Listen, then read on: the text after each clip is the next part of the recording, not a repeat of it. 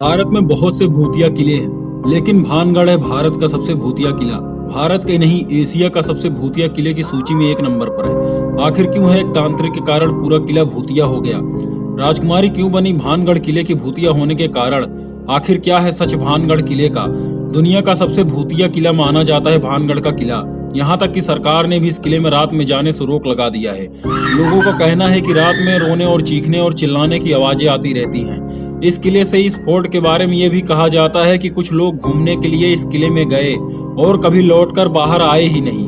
हम भानगढ़ किले की क्या है सच्चाई, इन रहस्यों के हिस्ट्री डिकोड करेंगे, लेकिन उससे पहले अगर आप नए व्यूअर हैं चैनल को सब्सक्राइब करें और बेल आइकन को प्रेस करें, जिससे आने वाली नई वीडियो की जानकारी आप तक सबसे पहले पहुंचे। दोस्तों, भानगढ़ किला राजस्थान के अलवर जिले में विद्यमान है।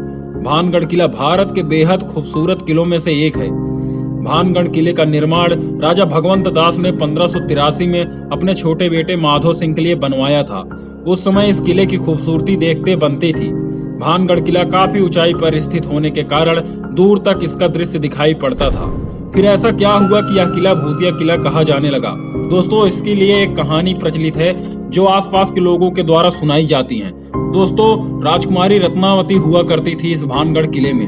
राजकुमारी रत्नावती बहुत ही सुंदर थी। उनकी खूबसूरती की चर्चा दूर दूर तक थी। राजकुमारी की सुंदरता पर सभी मोहित थे। उनसे विवाह करने के लिए कई राजा महाराजा तैयार थे। राजकुमारी रत्नावती के स्वयंवर की तैयारी चल रही थी। इसी बीच एक सिंधिया नामक तांत्रिक की नजर राजकुमारी रत्नावती पर पड़ती है और वह राजकुमारी रत्नावती किसी तरह से भी हासिल करना चाहता था और वह तंत्र मंत्र की सहायता से वह राजकुमारी रत्नावती को वश में करना चाहता था। यही सोचकर तांत्रिक राजकुमारी का पीछा करना शुरू कर देता है और एक दिन संयोगवश काला जादू करने का मौका उसे मिलता है। दरअसल राजकुमारी अपने सखियों के साथ इत्र खरीदने के लिए दुकान पर गई और तांत्रिक भी उसी दुकान पर गया और उस तांत्रिक ने मौका देखकर इत्र की शीशी पर काला जादू करके पास की एक पहाड़ी पर छिप गया।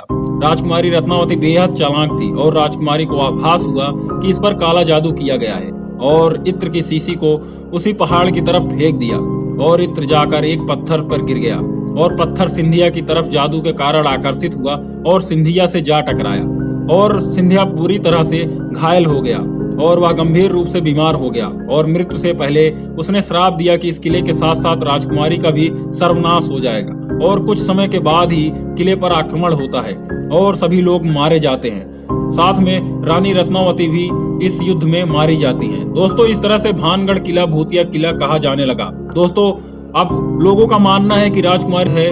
दोस्तों, भानगढ़ किले को लेकर एक और भी कहानी प्रचलित है। लोगों का मानना है कि जब भानगढ़ किले का निर्माण किया जा रहा था तो पास में तपस्वी सन्यासी बाबा बालकनाथ की कुटिया थी और बाबा बालकनाथ ने कहा कि किले की ऊंचाई कम रखना ताकि किले की परछाई कुटिया पर ना पड़े। लेकिन भगवंत दास ने इन बातों को अनसुना कर दिया और किले को बेहद ऊंचा बनवाया और परछाई कुटिया के ऊपर पड़ने लगी और बाबा बालकनाथ ने श्राप दे दिया कि इस किले में कोई भी रह नहीं पाएगा, किले का सर्वनाश हो जाएगा। और तब से यह किला भूतिया और खंडहर का रूप ले चुका है। अब यह किला पर्यटकों के लिए खोल दिया गया है, लेकिन शाम होते ही किले के पास या अंदर जाने से मनाही है। सूर्योदय से लेकर सूर्योदय अस्त के बाद इस किले में आप नहीं जा सकते हैं। सर्वे ऑफ इंडिया की तरफ से एक बोर्ड भी लगाया गया है और लोगों का कहना है कि इस किले में अब भी रोक चीखने और चिल्लाने की आवाजें आती रहती हैं। जानकारी अच्छी लगी तो चैनल को लाइक करें और बेल आइकन को प्रेस करें, जिससे आने वाले